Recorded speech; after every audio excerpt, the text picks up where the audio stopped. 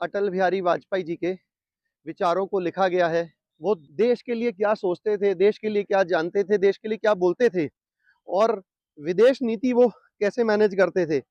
एक महान हस्ती ही ये कर सकती है। नमस्कार दोस्तों, स्वागत है आप सभी का आज के इस नए व्लॉग में। तो आज हम फिर पहुंच चुके हैं राजघाट, जो कि पिछली वीडियो में पार्ट 2 छूट गया था। आज उन सब चीज़ों को कवर करेंगे इस वीडियो में। तो चलते हैं और देखते हैं, आइए। तो फाइनली अभी हम पहुंच चुके हैं राष्ट्रीय समिति द्वार कह सकते हैं, मेन गेट कह सकते हैं इसको। और अब चलते हैं यहाँ से अंदर की तरफ और दर्शन करते हैं यहाँ पर जो जो समाधियाँ बनी हैं उन सभी के। और ये वाली जो जगह है ये और ज़्यादा डेवलप्ड है, अच्छी है वहाँ से, जो पीछे राजघाट वाला जो एरिया है। बट यहाँ पर क्या है कि थोड़ा सा वॉक करनी पड़ती है, तो इस वजह से शायद पब्लिक कम आती है या लोगों को शायद पता नहीं है इधर के लिए कि यहाँ पर भी कुछ बना हुआ है। यही वो स्थान है जहाँ पर हमारे देश के प्रधानमंत्री, उप प्रधानमंत्री, उन लोगों का अंतिम क्रिया, अंतिम संस्कार किया जाता है।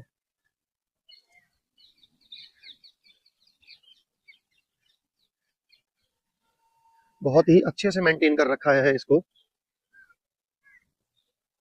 फिलहाल पतझड़ का मौसम जैसा हल्का हल्का है अभी, सर्दियों की वजह से, तो पेड़ों से पत्ते झड़ के नीचे गिरे हुए हैं और शायद हो सकता है कि आज सफाई ना हुई हो, तो इसलिए थोड़ा सा घास के ऊपर में ये पत्ते दिख रहे हैं। और पब्लिक यहाँ कोई नज़र नहीं आ रही है मुझे फिलहाल में तो। और शाम का टाइम भी हो चुका है थोड़ा सा, तो इस वजह से भी हो सकता है कि कोई नज़र नहीं आ रहा है इधर में। और मैं सही बताऊं तो मैं ये जो सेकंड पार्ट है जो आज देख रहे हैं आप लोग, ये मैं इस शूट को करने के लिए पिछले 3 दिन से यहाँ पर आ रहा हूँ। और दिल्ली की कंडीशन ऐसी हो रखी है कि सूरज देवता ही नहीं निकल रहे बाहर, और ऊपर से सर्दी, और सर्दी के अंदर में दिल्ली में फॉग। तो भाई शूट नहीं हो पा रहा है ये वाला। ये तो भाई आज थोड़ी ही देर के लिए सूर्य देवता बाहर निकले, मेरे को लगा भाई आज शूट कर सकते हैं। मैं तुरंत यहाँ पहुंचा और मेरे को लगा ये शूट कर लेना चाहिए आज, जैसा भी होगा। भाई अगर थोड़ा ऊपर नीचे हो तो आप लोग चला लेना यार, क्योंकि आउटडोर शूटिंग के अंदर में प्रॉब्लम यही होती है कि आउटडोर शूटिंग के अंदर में ना आप लाइट को मैनेज नहीं कर सकते हो। इंडोर शूटिंग में तो आप लाइट्स वगैरह लगा लोगे।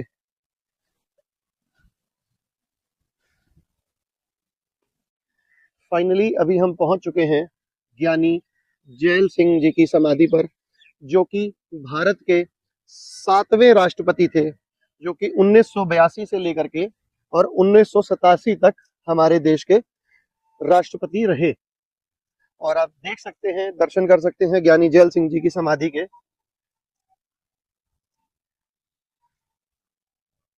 तो अभी हम पहुंच चुके हैं श्री के नारायणन जी की समाधि स्थल पर, जो कि भारत के 10वें राष्ट्रपति रहे। 1997 से 2002 तक भारत के राष्ट्रपति रहे। आप दर्शन कर सकते हैं के नारायणन जी की समाधि स्थल के।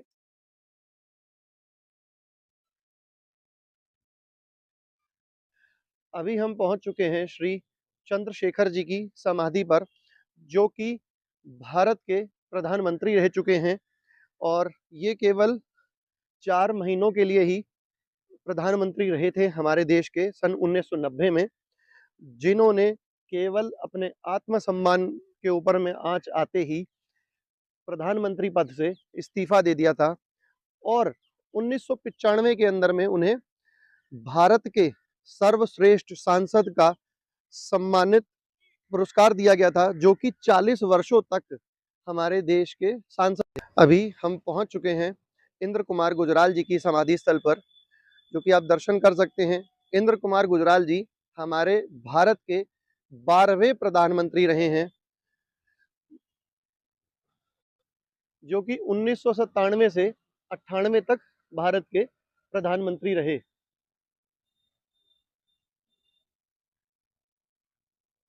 पहुंच चुके हैं भारत के प्रधानमंत्री रहे पीवी नरसिम्हा राव जी की समाधि स्थल पर, जो कि भारत के 10वें प्रधानमंत्री रहे 1991 से 96 तक। पीवी नरसिम्हा राव जी को भारत के आर्थिक सुधारों के लिए भी जाना जाता है, जिन्होंने प्रधानमंत्री रहते हुए बहुत सारे ऐसे नियमों को बनाया कि जिससे भारत के आर्थिक सुधार हो सके।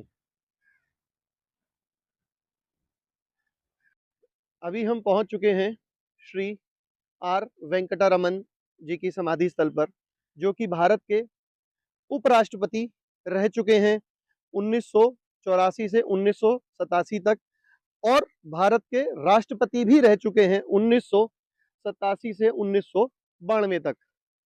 आप दर्शन कर सकते हैं उनकी समाधि स्थल के। और ये समाधि स्थल सभी के बीचों बीच बनाया गया है, क्योंकि हमारे भारत के राष्ट्रपति और उपराष्ट्रपति दोनों सर्वोच्च पदों पर रह चुके हैं ये, इसीलिए पात्र हैं सम्मान के। तो बहुत अच्छे से मेंटेन कर रखा है समाधि स्थल को। तो अभी हम चलते हैं अगले समाधि स्थल की तरफ और दर्शन करते हैं।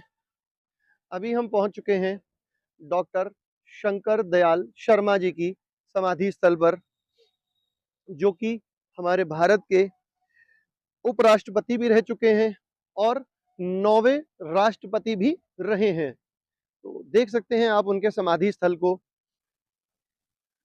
और ये इतिहास जानना हमारी नई पीढ़ी को बहुत जरूरी है, क्योंकि ये इतिहास उन्हें पता होना चाहिए कि हमारे भारत के अंदर में, क्योंकि ये स्कूल के अंदर में भी ये सब्जेक्ट्स हैं ये वाले, तो यहाँ पर आएंगे प्रैक्टिकली समझना और किताबों से समझने में मुझे लगता है बहुत फर्क होता है। क्योंकि भाई मेरे साथ भी स्कूल में ये प्रॉब्लम होती थी कि प्रैक्टिकली जब समझाते थे ना तो बहुत इजीली समझ में आता था, पर किताबों से समझ में नहीं आता था। किताबों से ऐसा लगता था यार रट रही है किसी चीज को।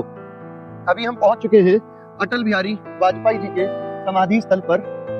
आप देख सकते हैं कितना ही सुंदर समाधि स्थल बना रखा है अटल बिहारी वाजपेयी जी का, और मन में बहुत प्रसन्नता हो रही है, क्योंकि अटल बिहारी वाजपेयी जी एक बहुत बहुत बहुत अच्छे प्रवक्ता थे मेरी समझ में, और एक बहुत अच्छे कवि थे, बहुत अच्छे लेखक थे। और मेरे जो परिवार के बड़े लोग जो इस दुनिया में हैं और जो इस दुनिया में नहीं भी हैं, बहुत लोग उनसे प्रेरित थे और हैं। और अभी हम पहुंच चुके हैं अटल बिहारी वाजपेयी जी के समाधि स्थल पर, और मैंने भी अटल बिहारी वाजपेयी जी के बहुत सारे ऐसे भाषण सुने हैं। भाई मन प्रसन्न हो जाता है इनकी बातों को सुन करके और इनके विचारों को जान करके। तो आप दर्शन कर सकते हैं अटल बिहारी वाजपेयी जी के समाधि स्थल का। और ये सामने जितने भी आप दीवारें देख रहे हैं, इन दीवारों के ऊपर में अटल बिहारी वाजपेयी जी के विचारों को लिखा गया है।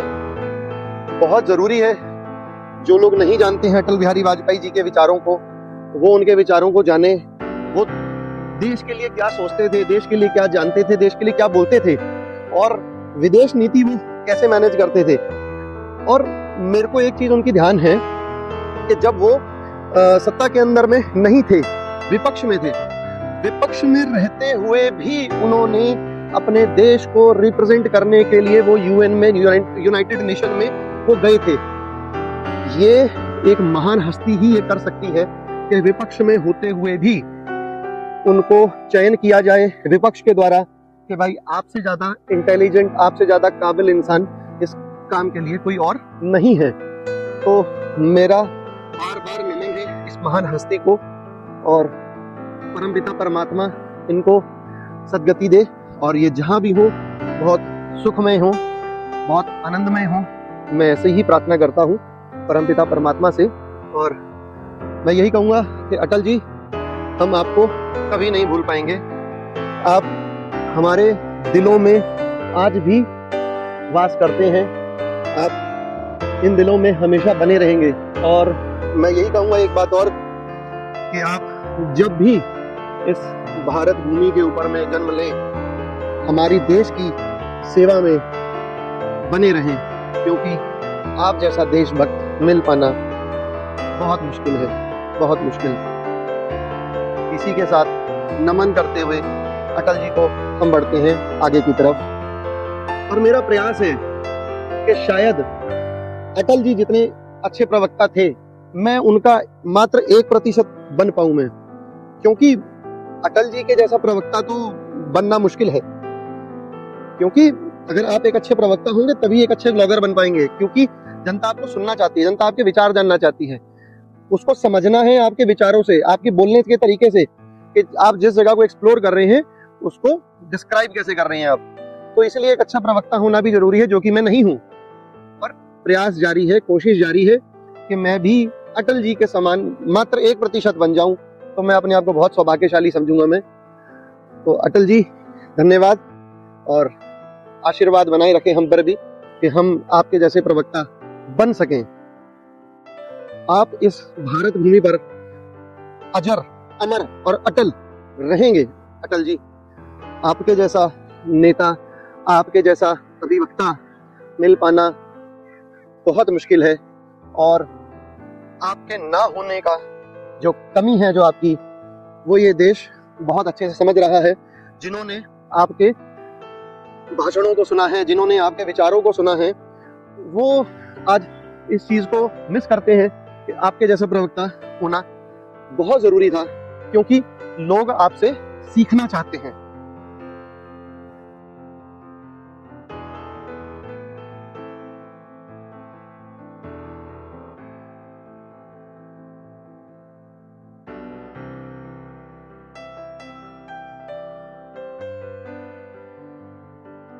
अभी हम पहुंच चुके हैं श्री लाल बहादुर शास्त्री जी के समाधि स्थल पर, जो कि भारत के दूसरे प्रधानमंत्री रहे हैं, और उनकी ईमानदारी के किस्से, उनके सरल जीवन के किस्से मैंने तो बहुत सुने हैं, बहुत पढ़े हैं, और शायद आप लोगों ने भी सुने होंगे और पढ़े होंगे। और शास्त्री जी ने ही जय जवान जय किसान का नारा दिया था। तो शास्त्री जी बहुत ही साधारण जीवन जिया, जिन्होंने प्रधानमंत्री रहते हुए भी, बहुत साधारण प्रधानमंत्री पद पे रहते हुए, जिन्होंने एक गाड़ी ली अपने परिवार के कहने पर कि भाई हमें एक गाड़ी लेनी चाहिए। उन्होंने कहा, क्योंकि उनके परिवार का कहना यह था कि हम सरकारी गाड़ी में कहीं भी आ जा सकते हैं, जैसे कि हमने बहुत लोगों को देखा आज तक कि उनके परिवार के लोग जो हैं वो सारी सुविधाओं के इस्तेमाल करते हैं, परंतु शास्त्री जी ने यह कहा कि नहीं, अगर मेरा परिवार गाड़ी इस्तेमाल करेगा तो वो निजी गाड़ी का करेगा। तो शास्त्री जी ने वो निजी गाड़ी भी फाइनेंस कराई थी, जो कि अपनी सैलरी में से, प्रधानमंत्री की जो सैलरी होती है उसमें से वो EMI भरा करते थे। और उनके देहांत के बाद भी उनका परिवार बहुत सरल जीवन जीता है। आज भी वो लोग दैनिक कार्यों को करते हैं अपना जीवन शैली को पूर्ण करने के लिए। बहुत ही साधारण रहे, बहुत ही ईमानदार रहे प्रधानमंत्री। तो आप दर्शन कर सकते हैं शास्त्री जी की समाधि का, और चलते हैं हम अपनी अगली महान हस्ती की समाधि पर।